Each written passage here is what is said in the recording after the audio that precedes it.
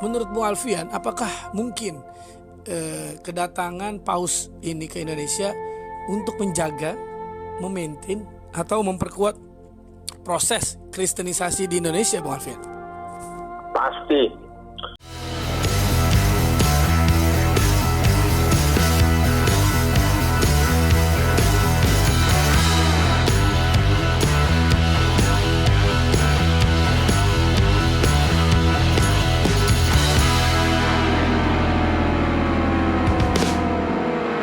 Nah, di kesempatan kali ini kita mau mereaction salah satu beberapa konten ya. Kita beruntung sekali ya, Indonesia datang salah satu tokoh Bapak Suci ya, Paus Fransiskus ya, dan merayakan misa di GBK gitu ya. Sekaligus kita lihat beberapa video-video menerima berkat dari beliau. Beliau adalah sosok yang selalu membela orang-orang tersakiti ya, yang selalu menyerukan perdamaian di seluruh dunia tanpa memandang suku, bangsa, dan agama. Ya, kita doakan beliau juga untuk terus sehat ya. Terima kasih sudah datang ke Indonesia. Terima kasih sudah selalu mengajarkan cinta kasih dan perdamaian ya. Karena saya ketika melihat beliau memang wajahnya beda gitu ya, nuansa kedamaian yang hadir ya. Dia menganggap Indonesia itu adalah toleransi kuat gitu. Tapi ya itulah, sebenarnya masih ada beberapa yang tidak toleransi, bahkan banyak sekali yang intoleran gitu. Tapi nggak apa-apa kalau Bapak Paus menganggapnya ini dan dia mendoakannya juga biar semuanya damai Indonesia ya. Nah, di sini ada momen juga yang menarik menurut saya ya. Ada momen menarik saat pemimpin petinggi gereja Katolik sedunia ini, Paus Fransiskus, mengunjungi Masjid Istiqlal Jakarta pada Kamis ya.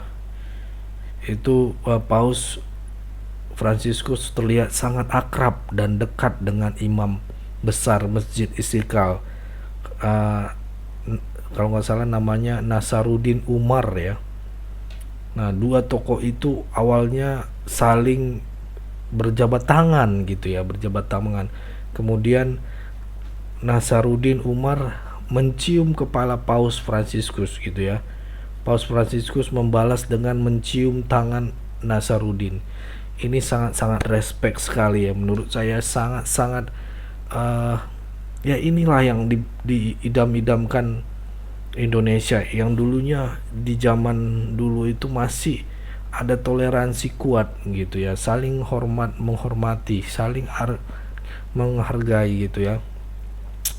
Momen akrab dua pemuda agama ini terjadi di halaman Masjid Istiqlal gitu ya.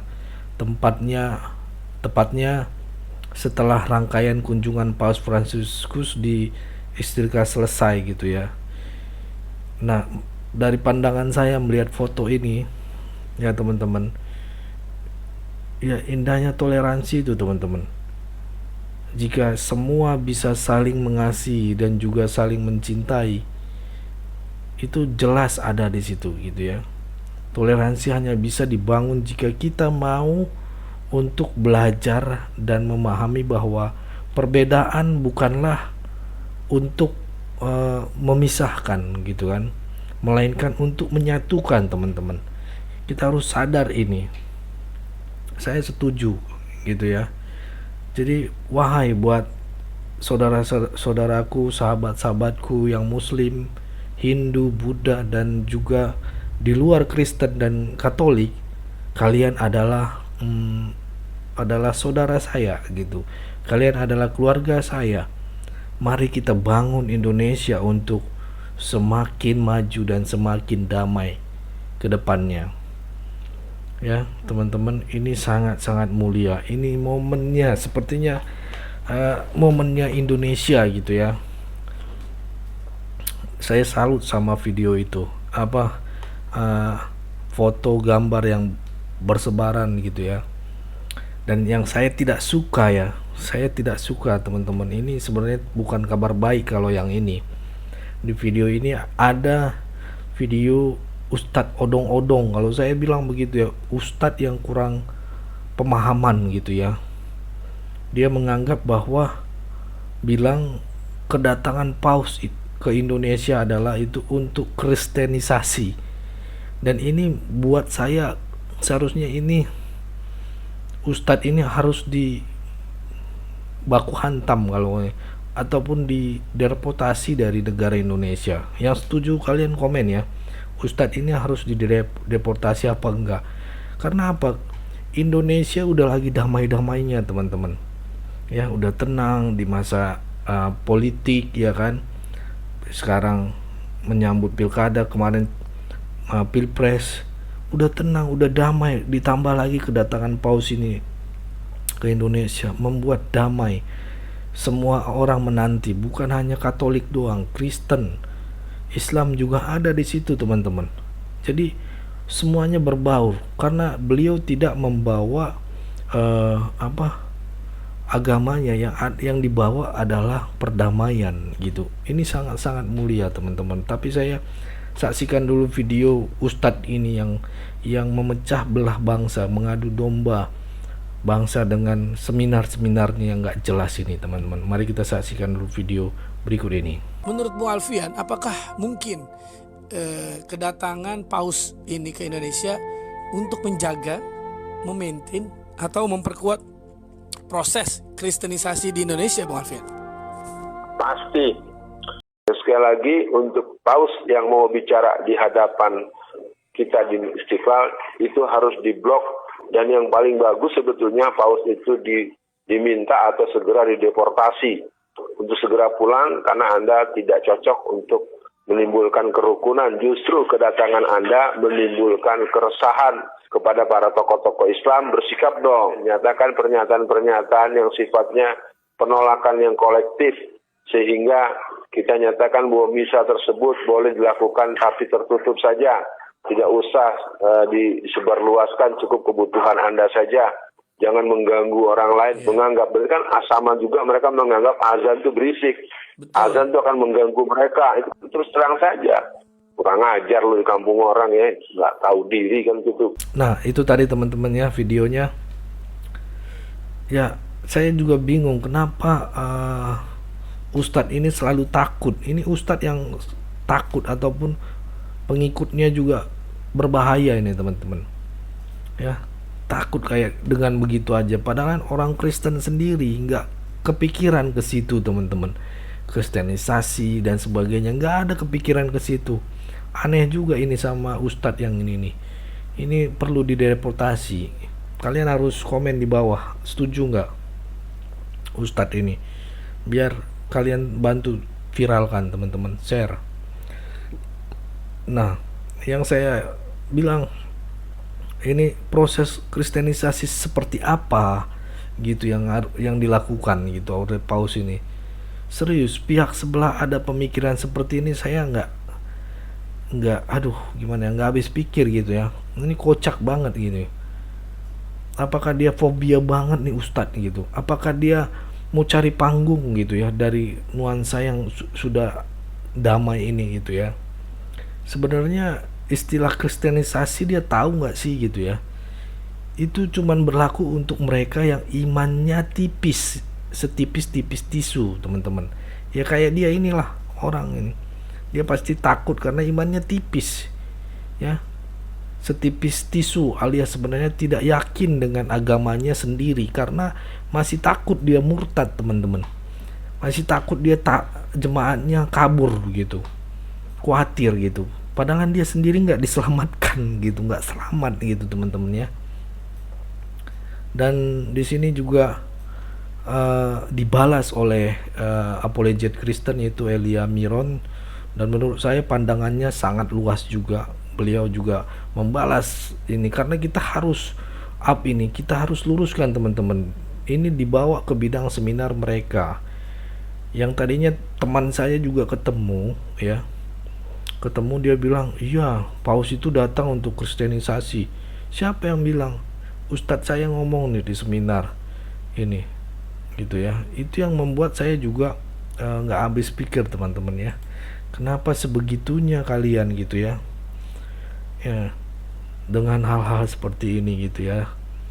Sama, tapi kita saksikan dulu video berikut ini. Vi ringrazio per questo cammino comune che portate avanti.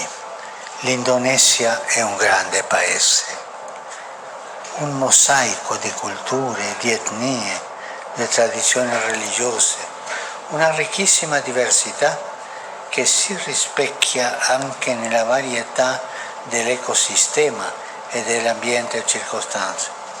E se è vero che ospitate la più grande miniera d'oro del mondo, sappiate che il tesoro più prezioso è la volontà che le differenze non diventino motivo di conflitto, ma si armonizzano nella concordia e nel rispetto pacifico. L'armonia, questo che voi fate. Non smarrite di questo dono, non impoveritevi mai di questa ricchezza così grande, anzi coltivatela e trasmettetela soprattutto ai più giovani, che nessuno ceda al fascino dell'integralismo e della violenza, che tutti siano invece affascinati dal sogno di una società e di un'umanità libera, fraterna e pacifica. Grazie. Grazie per il vostro sorriso gentile, che sempre splende sui vostri volti ed è segno della vostra bellezza e della vostra apertura interiore. Dio vi conceda questo dono. Con il suo aiuto e la sua benedizione andate avanti. Bineka Tunggal Ika, uniti nella diversità. Grazie. Ya, itu tadi teman-teman ya videonya. Ya, yang setuju tuliskan komentar kalian di kolom komentar.